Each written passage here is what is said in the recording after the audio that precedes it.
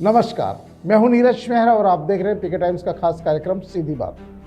सीधी बात में हम चर्चा कर रहे हैं पटना में खान सर की गिरफ्तारी के लिए पुलिस ने कार्रवाई शुरू कर दी है।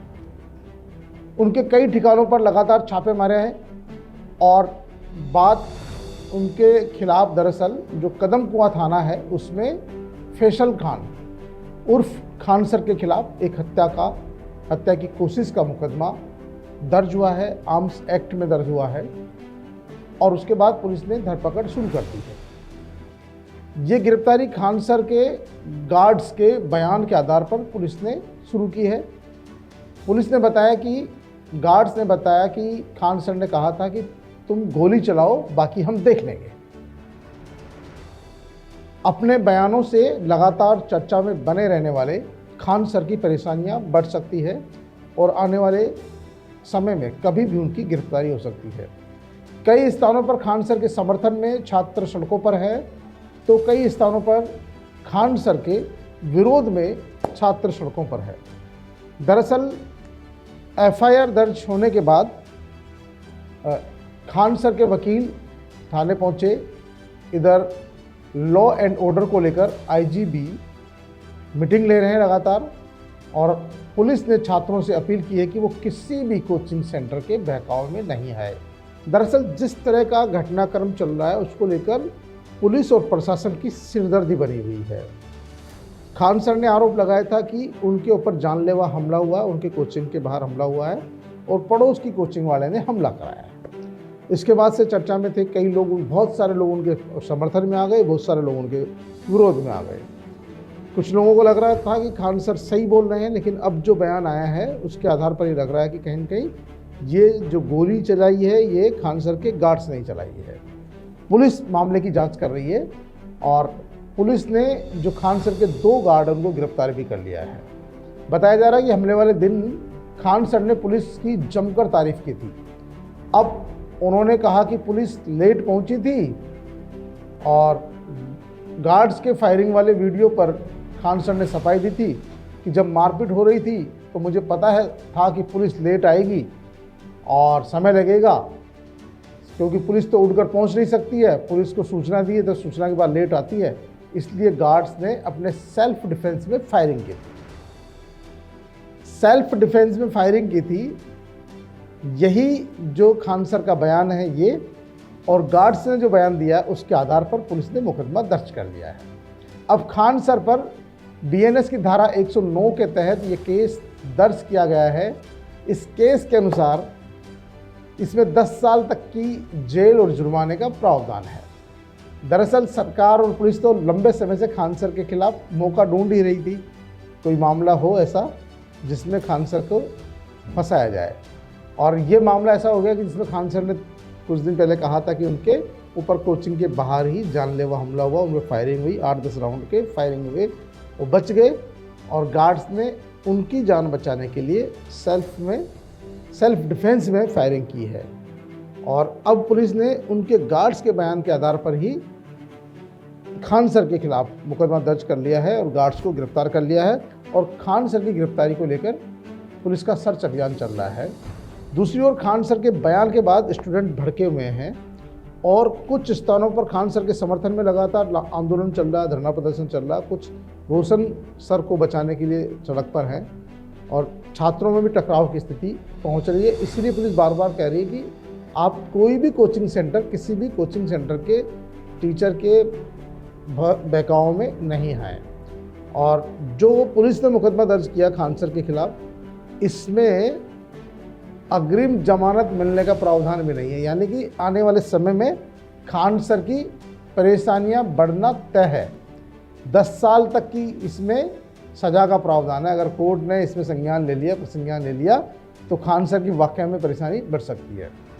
जब मीडिया ने पूछा कि भाई गार्ड ने गोली क्यों चलाई, तो खान सर ने बताया भाई गार्ड रखते क्यों हैं, ताकि समय पड़ने पर और ज़रूरत पड़ने पर बचाया जा सके। क्योंकि जब मेरे पर फायरिंग वहाँ हो रही थी तब तक पुलिस तो आई नहीं थी और तब तक एक बॉडीगार्ड को क्या करना चाहिए था, क्या गार्ड्स ने किसी पर फायरिंग की है?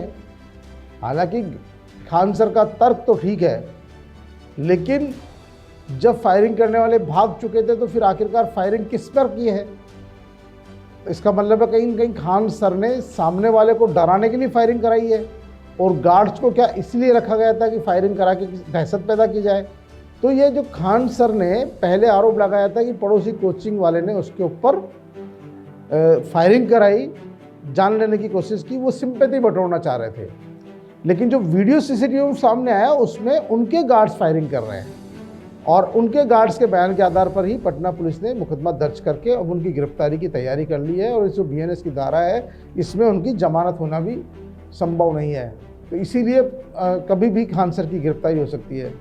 और ये और बताया पुलिस ने कि इससे पहले खान सर का एक वीडियो वायरल हो रहा था। उस वीडियो में वो क्लासरूम में बच्चों से अपने कोचिंग सेंटर पर हुए हमले के बारे में बता रहे हैं, क्योंकि उनकी आदत है अधिकांश बातों को सोशल मीडिया पे शेयर करना। ये वीडियो भी उनका शेयर हो गया। वो बताते हैं कि सीसीटीवी फुटेज दिखाकर बच्चों को कह रहे थे कि जो कोचिंग के गार्ड को लेकर जा रहा है उसकी गिरफ्तारी नहीं हुई, और मुद्दे से भटकाया जा रहा है, यानी कि वो अपने पक्ष में छात्रों को तैयार करने की कोशिश कर रहे थे उस वीडियो को दिखाकर बच्चों को कि देखिए मेरे पे हमला हुआ, मेरे पे हमले के बाद में मेरे गार्ड्स ने बचाव में ये फायरिंग की थी, मेरे गार्ड्स का कोई कसूर नहीं है। और खान सर के इस वीडियो ये फुटेज के बाद छात्रों में आक्रोश होता है, छात्र सड़क पर उतरते हैं और खान सर के समर्थन में नारेबाजी करके प्रदर्शन करते हैं।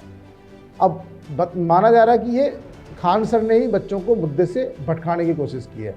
और खान सर ने यह भी कहा कि अगर ग्लोबल स्टडीज़ बंद हो गया तो अगले 6 महीनों में कई कोचिंग संस्थानों की फीस 1 लाख से 1.5 लाख रुपए तक हो जाएगी। यानी कहीं ना कहीं ये जो कोचिंग माफिया है उनकी आपसी प्रतिस्पर्धा की लड़ाई है। लेकिन खान सर ने इसमें अपने जो उनकी छवि बनी हुई थी, इमेज बनी हुई थी, उस इमेज को भुनाने के लिए उन्होंने ऐसा गेम चला, लेकिन वो गेम अब उनके गले की फांस बन गया है। और उन्होंने ये भी कहा बच्चों से, ताकि बच्चे उन पर विश्वास कर सके कि यार मेरा मकसद पैसा कमाना नहीं है, मेरा मकसद तो आप लोगों को अधिकारी बनाना है।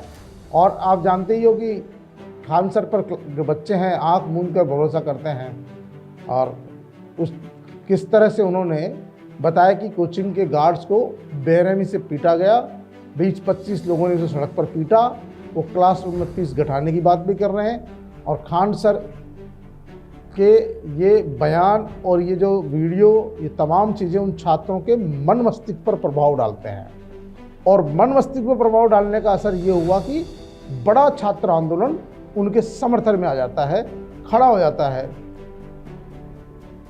और जब उनके वीडियो वायरल हो रहे हैं उनके गार्ड्स के फायरिंग करने वाले, तो जो दूसरा ग्रुप है वो भी उनके विरोध में अपने कोचिंग के छात्रों को भड़का देते हैं कि इसमें जो असली दोषी है वो फैसल खान ही है, यानी खान सर ही है। और वो एक किताब कोई सौगंध भी खाकर कहते हैं कि विद्या की कसम खाकर कहता हूँ उस दिन फायरिंग हुई थी। यानी खान सर ने बच्चों के मन मस्तिष्क पर प्रभाव डालने के लिए, उनको बहकाने के लिए विद्या माता की कसम खाई। जैसे बचपन में आपने और हमने सबने स्कूलों में पढ़ते थे, बच्चे थे, छोटे होते थे तो कई बार कहते थे खा विद्या की कसम, वैसे ही खान सर ने भी किताब को लहराई क्लास में और बच्चों के सामने कहते हैं कि मैं विद्या की कसम खा के कह रहा हूँ। उस दिन फायरिंग हुई थी, और उनके इन तमाम बयानों को लेकर ही जो छात्र उनके यहाँ पढ़ रहे थे, जो उनको सोशल मीडिया में फॉलो करते हैं, वो तमाम लोग धरना प्रदर्शन करने के लिए उतारू हो गए। एक तरह से तनाव का माहौल हो गया, टकराव का माहौल हो गया।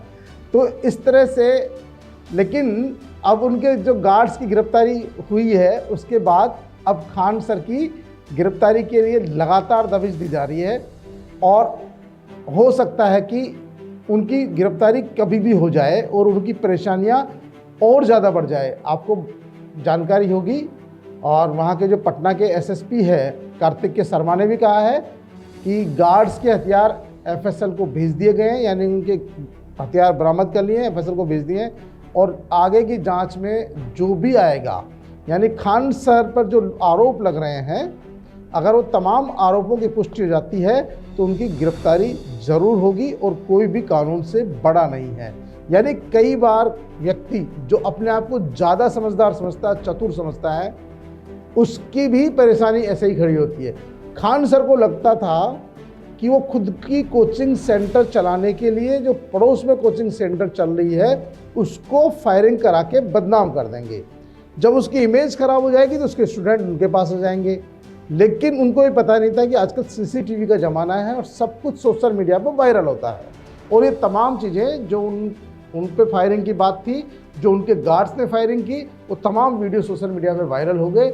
और यही कारण है कि दोनों कोचिंग सेंटरों के स्टूडेंट्स में तनाव हो गया, आमने सामने हो रहे हैं। और पटना प्रशासन ने बहुत ही बेहतरीन काम किया कि उन्होंने सभी छात्रों को बैन कर दिया, कोई प्रदर्शन नहीं करेगा, और उनके गार्ड्स की गिरफ्तारी भी कर ली।